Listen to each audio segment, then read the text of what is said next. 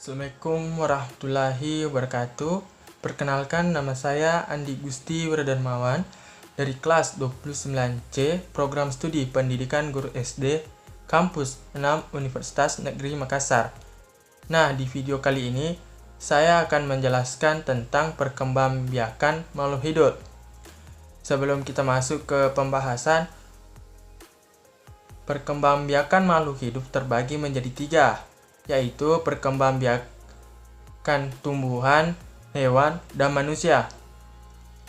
Nah, perkembangbiakan tumbuhan.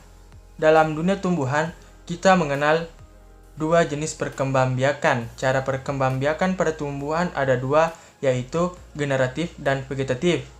Generatif artinya perkembangbiakan yang melalui proses perkawinan. Sedangkan vegetatif tidak melalui proses perkawinan. Pengembangbiakan vegetatif kemudian terbagi lagi menjadi dua, yaitu vegetatif alami dan vegetatif buatan. Nah, vegetatif alami adalah proses perkembangbiakan secara vegetatif tanpa bantuan manusia. Contohnya tumbuhan yang berkembangbiak dengan akar tunggal, rizoma, spora, umbi lapis, umbi batang, geragi atau stalon, tunas,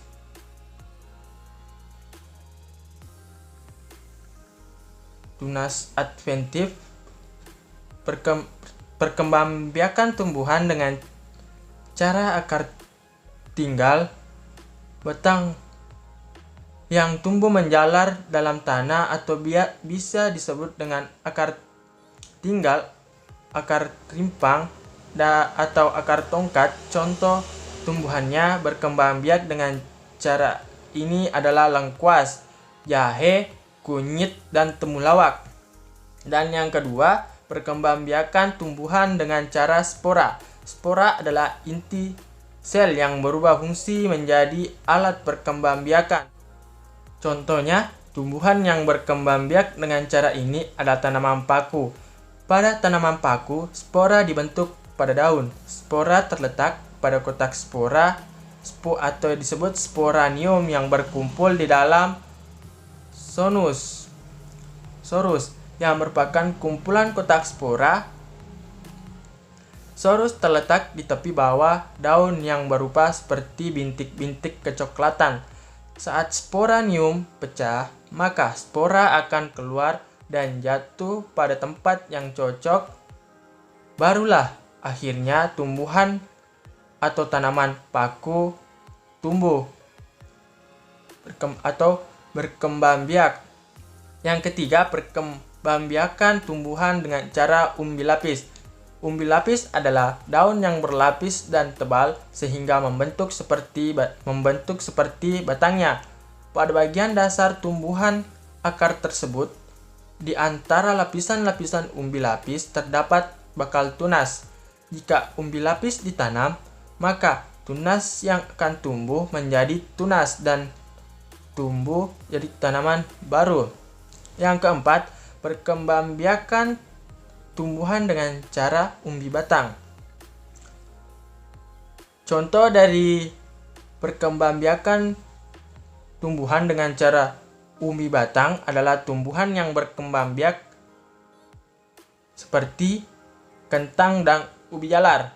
Adapun pengertiannya, umbi batang adalah batang yang tumbuh di dalam tanah dan digunakan untuk menyimpan cadangan makanan dan membentuk umbi. Jika umbi ditanam, tunas bisa tumbuh dan membentuk tumbuhan baru. Selanjutnya, perkembangbiakan tumbuhan dengan cara geragi.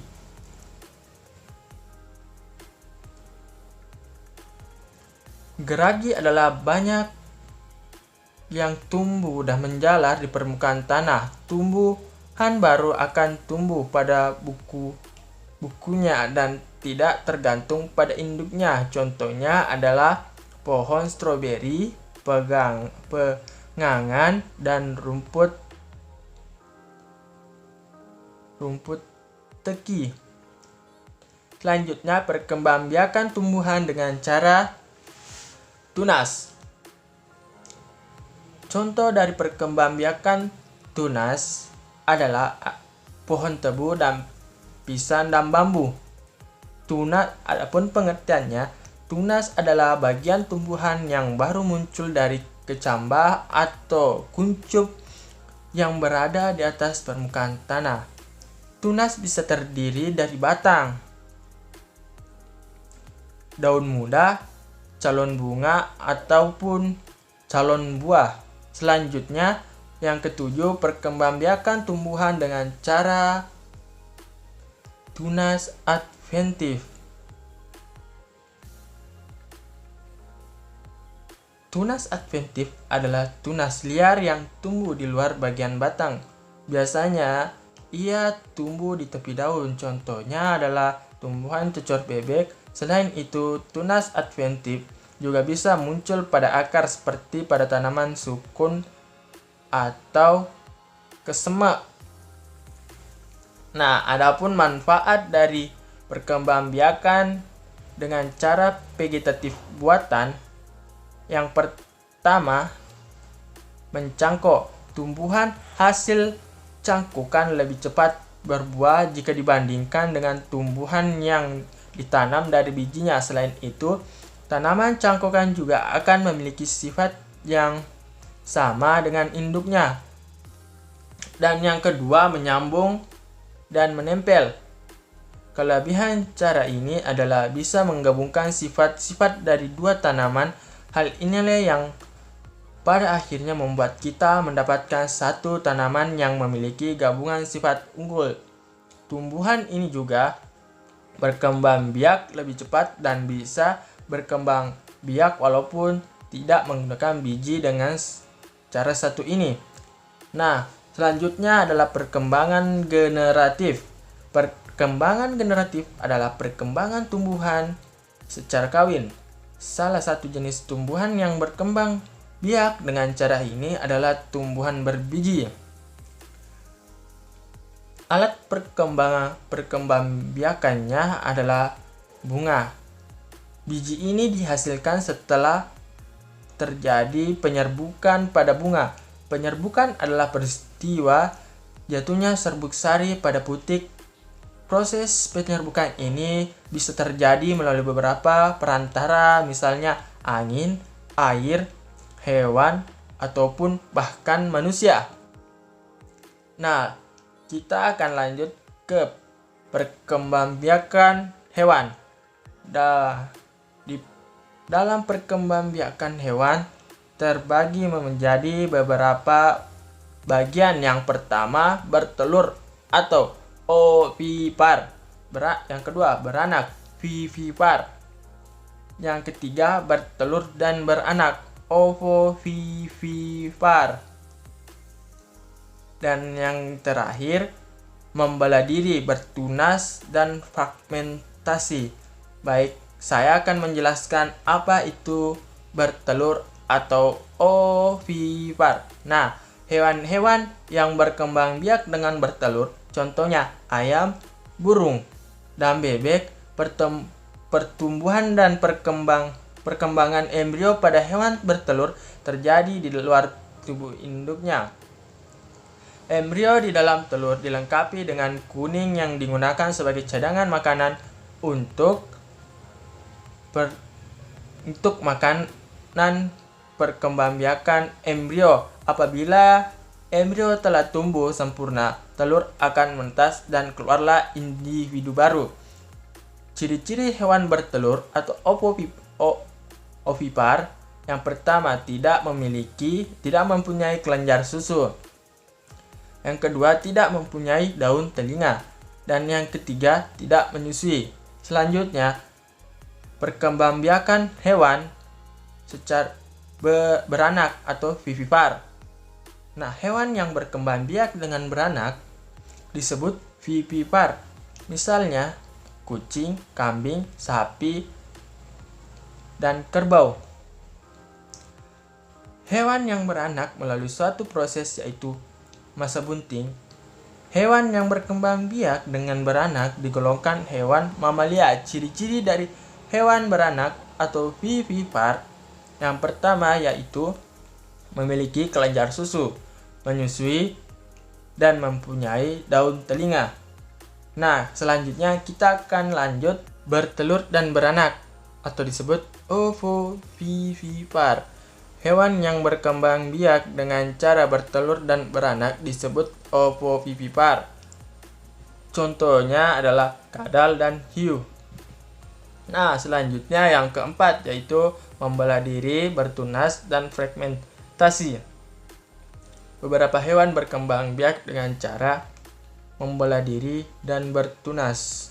Membelah diri merupakan cara perkembangbiakan hewan tanpa melalui proses perkawinan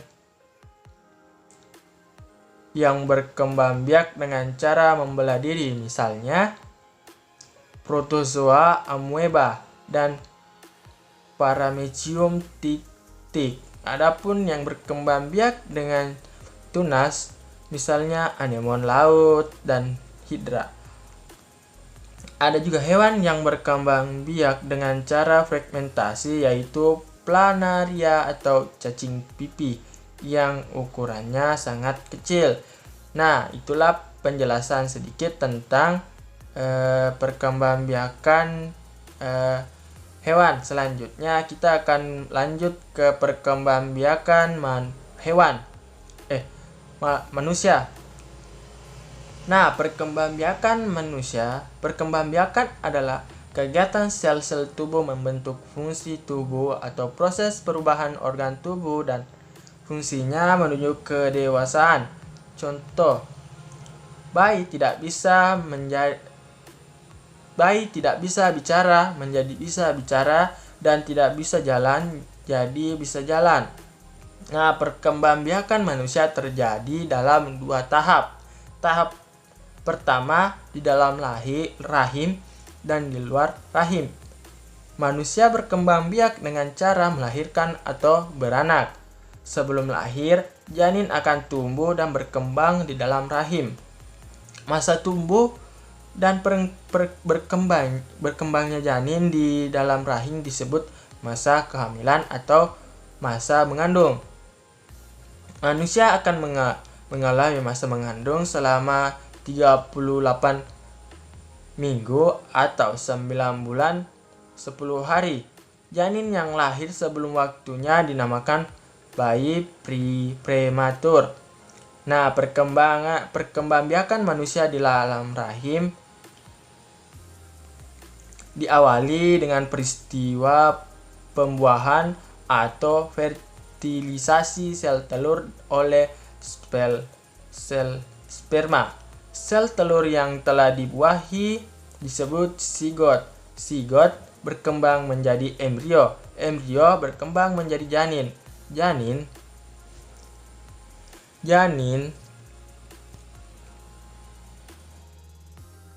Janin mendapat makanan dan oksigen dari ibunya melalui plasenta atau tali pusar atau uterus.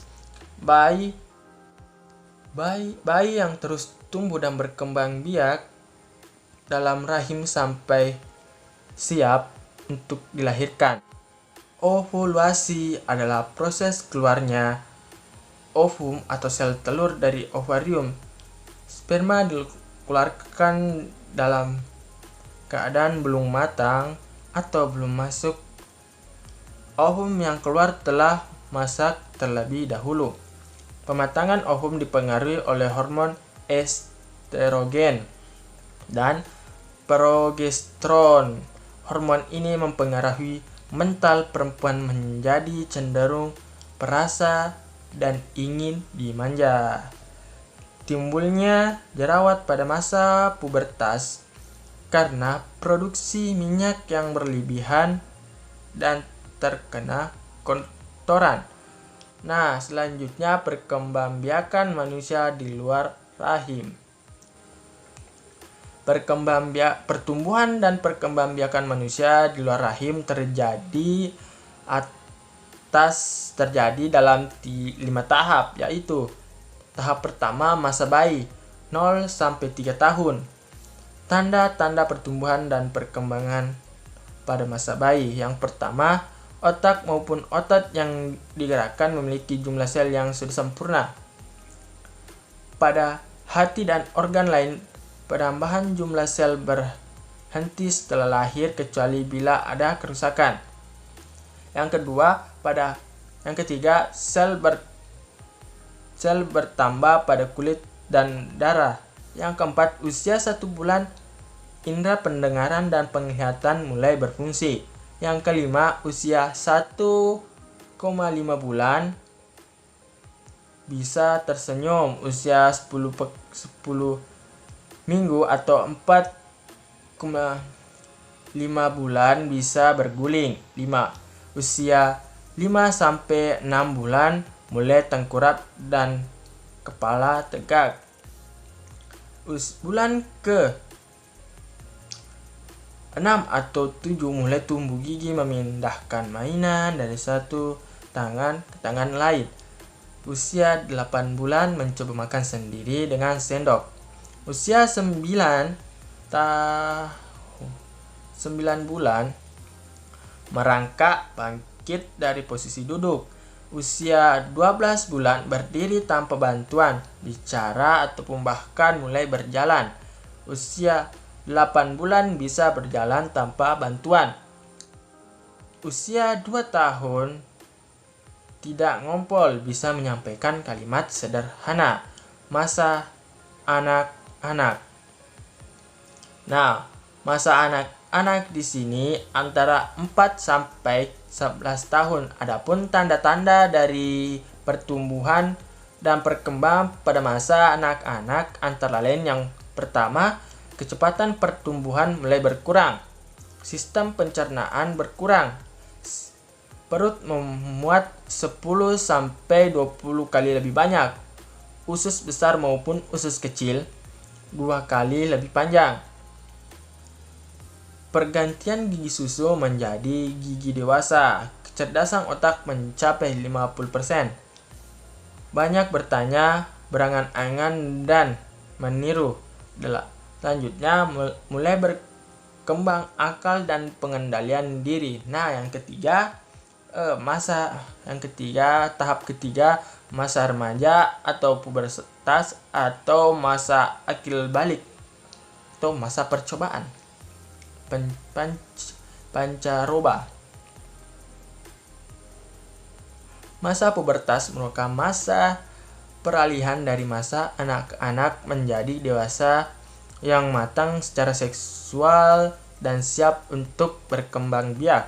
Masa pubertas dimulai antara usia 9 sampai 14 tahun. Masa pubertas perempuan lebih cepat daripada masa pubertas laki-laki. Masa pubertas perempuan terjadi pada usia 9 sampai 13 tahun, sedangkan laki-laki terjadi pada usia 10 sampai 14 tahun. Masa pubertas ditandai dengan adanya perubahan primer dan perubahan sekunder.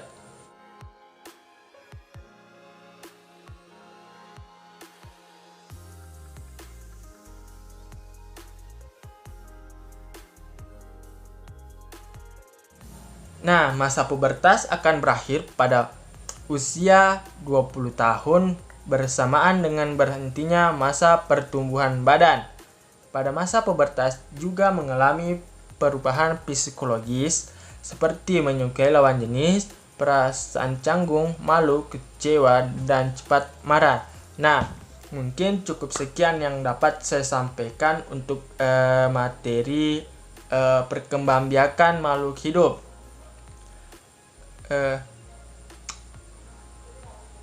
Adapun salah atau kata dari saya mohon dimaafkan. Wabillahi taufiq wal hidayah. Wassalamualaikum warahmatullahi wabarakatuh.